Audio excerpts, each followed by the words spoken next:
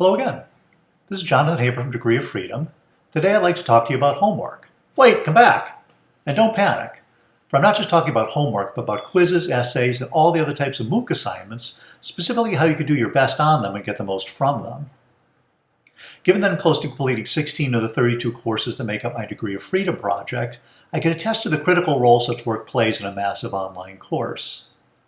In a traditional competitive college environment, you can sometimes feel pressure to triage, separating the work you need to get done to get a good grade from work that can be jettisoned as optional.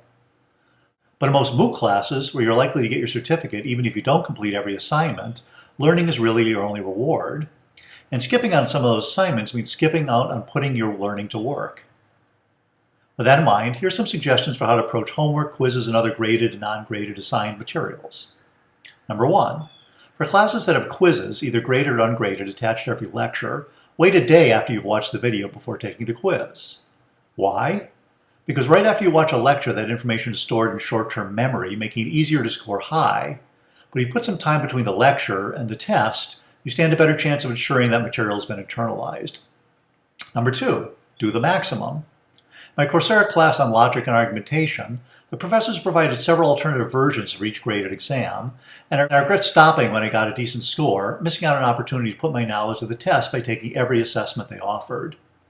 I made up for this in my Coursera Modernism and Postmodernism class by submitting 8 of the 9 peer-graded essay assignments, even though only 6 were required to pass, missing only 1 when I mixed up AM and PM on the deadline notice. Finally, only submit work you'd be proud to put in a teacher's hands while looking him or her in the eye. And for goodness sake, don't cheat.